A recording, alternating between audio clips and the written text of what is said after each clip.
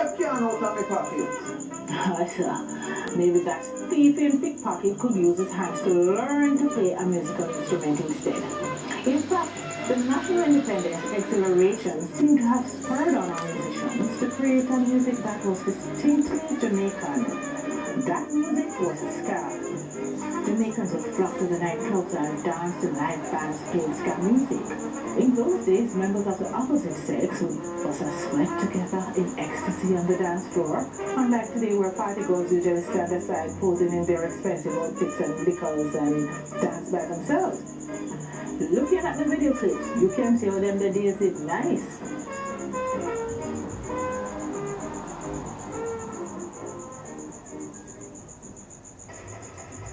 Some of the songs that complemented the momentous independence occasion by reflecting the mood and emotions of the people were Lord Creator's Independent Jamaica.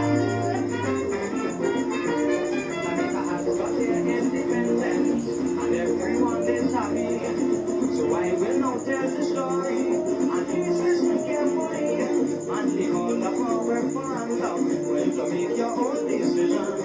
So the people vote wisely, now everyone is happy, now there's no more federation. Now independence is good for the young and the old, also for me and you. Yes, independence is great for the whole population, and your children too. So I believe that if we try our best, it will be a great success. So let us live in unity, progress and prosperity.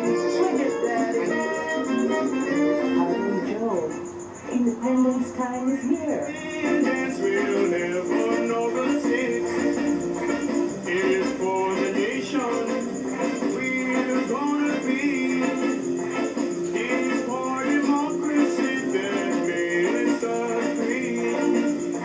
It is for economic independence, so we'll be. So rise, Jamaica, rise, and let us celebrate. Let's forget the past. Independence party is here. And there's more than forward march.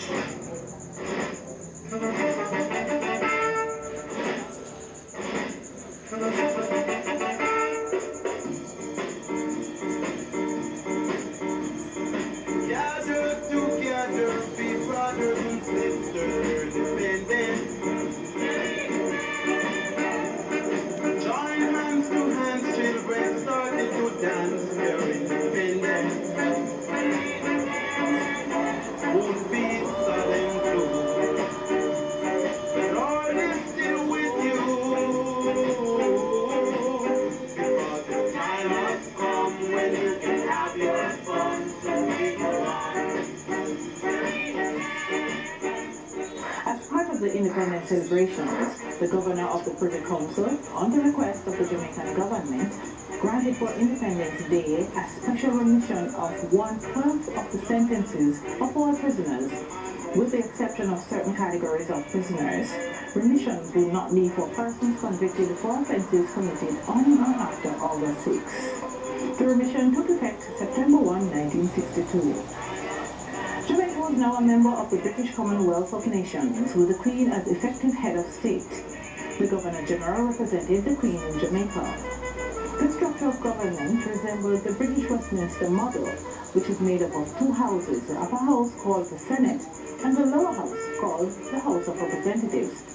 Jamaica's first government of independence was established with Alexander Bustamante as the first Prime Minister. On August 7th, Princess Margaret presided over the first session of the first Parliament of Independent Jamaica at Gordon House. She read a personal message from Her Majesty the Queen and presented to the Prime Minister Sir Alexander Bustamante the independence constitutional instrument.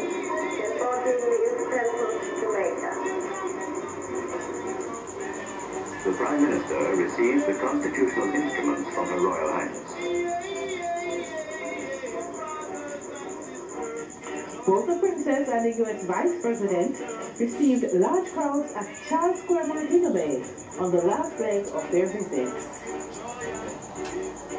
The Princess left the island on August 10 after having a truly wonderful and happy experience. The Men's Independence Charity Ball was held on Thursday, August 9 at the Sheraton Kingston Hotel. The ball included a special event to mark Jamaica's independence celebrations, and that was the crowning of Miss City of Kingston 1962. 19-year-old Missy Constantine won the Miss City of Kingston 1962 crown. The independence celebrations had a magnificent climax on Saturday, August 11 with the National Float Parade. It was the largest people's event of the entire independence celebrations. It marked the end of celebration and rejoicing such as Jamaicans had never seen before. Every conceivable aspect of the island's life was depicted in a grand and colorful pageant. The whole island was alive with the tempo of the occasion. Appearing on the float was the City of Kingston, Missy Constantine. In this picture taken at the National Float Parade, the Honorable Edward Siaga seems to be looking on admiringly at the City of Kingston 1962. The two would eventually get married on August 22, 1965, in what was dubbed as the wedding of the year. Sir, you're independent now! Oh, my dear, I said independent. Must be a nice thing.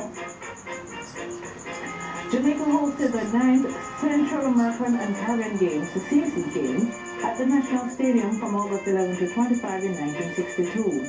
The games included 1,559 athletes from 15 nations and was the first CAC Games to be held in a non-Spanish speaking country since its inception in 1926. Jamaica finished 6th with 8 gold, 7 silver, and 9 bronze medals.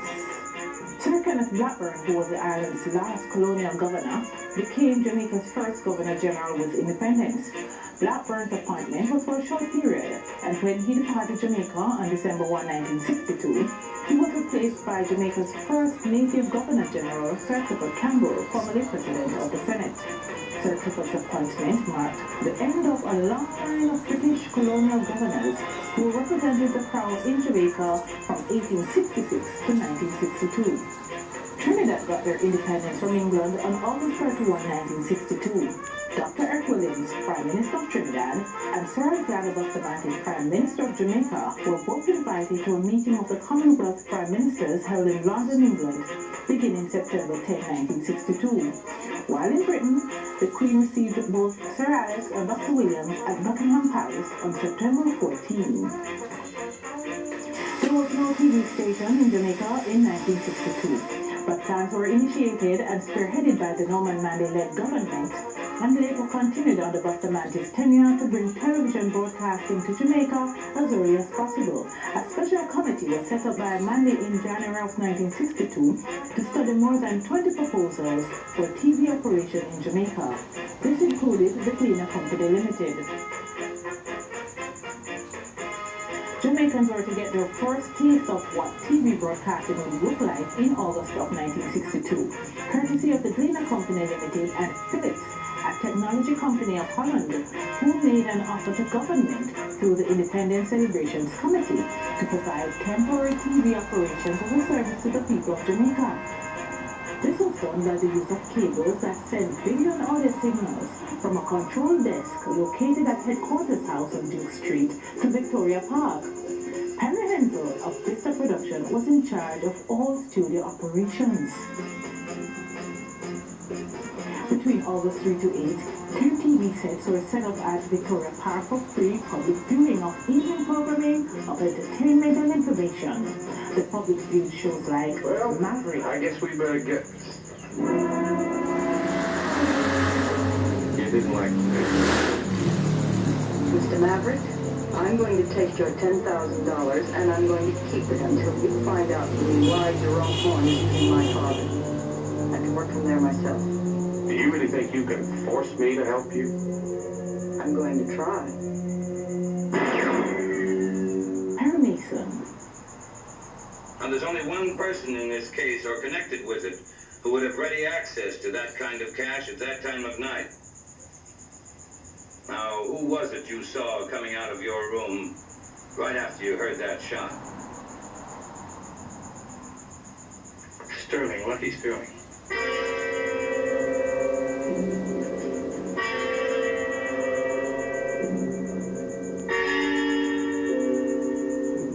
Yeah, me.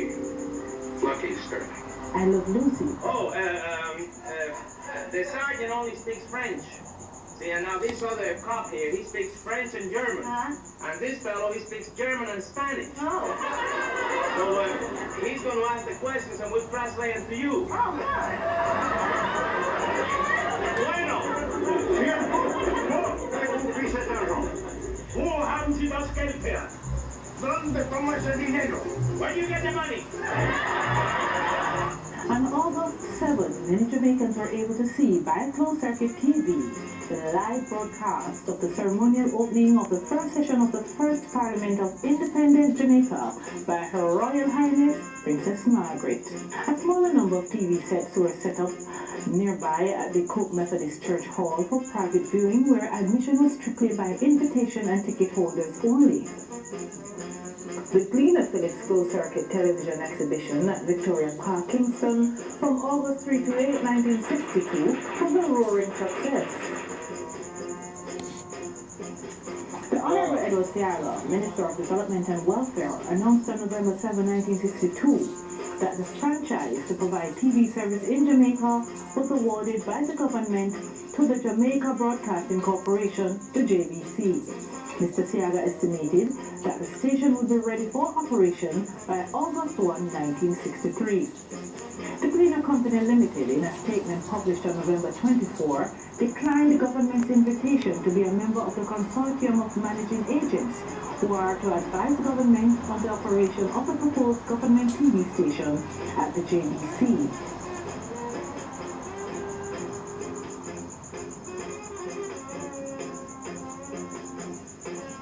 TV broadcasting began officially in Jamaica on Sunday, August 4, 1963 at 6 p.m. with JVC TV. JVC adopted a phase alternating line PAL black and white analog TV system or standard.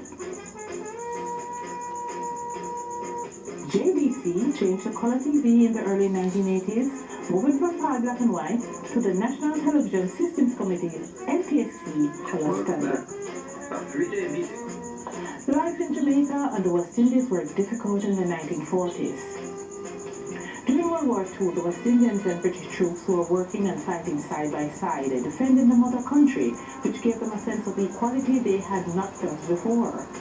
When the war ended, several of them returned home to find many black West Indians still living in poverty. They got their opportunity to change their lives when the Empire Windrush docked in Kingston Harbor in 1948. The Windrush mission was to bring back Jamaican soldiers who were on temporary leave. However, the ship had space for a few hundred more passengers. Word spread that fares were cheap, £28, half the usual price. 492 Jamaicans took up the prospect of job opportunities in England's post-war labor shortage and boarded the Empire Windrush in 1948. The ship arrived in England on June 22. The job opportunities available for the passengers were mostly hard labor that Britons preferred not to do themselves. In the period 1948 to 1961, Commonwealth citizens had unrestricted access to Britain. But all this changed when the British government decided to slow down the immigration process, which was becoming unsustainable by passing 3 immigration acts. The first one was the Commonwealth Immigrations Act of 1962. It was in response to the unsustainable number of immigrants that came from the Commonwealth countries to Britain in the last decade, which amounted to almost 300,000. Since the act was publicly announced in advance, 1 year before it was passed, over 130,000 took advantage of their last chance of entering Britain easily before restrictions came into force. In 1962, the rush was on for Jamaicans to beat the ban by going to Britain by plane at a cost of £85 or by ship for £75. Large number of immigrants who came to England before the Immigration Act of 1962 were single men. I am a single man. I'm only my mother that is depending on me. And I'm also an ex-serviceman. Ex-service? Are you here? RAF. Now, why have you come to England? To seek a job. And what sort of job you want? Any type, so long as I get a good pay. Some will go into industry, others intend to rejoin the services. Now, you're an ex-Air Force, aren't you? Yes. Are you going back into the Air Force again? Yes. Do you know if you'll be accepted? I think so. Lord Kitchener. Lord Kitchener. Now I'm told that you are really the king of calypso singers. Is that right? Yes, that's Will you true. sing for us? Right now. Yes. London is the place for me. London, this lovely city. You can go to France or America, India, Asia or Australia, but you must come back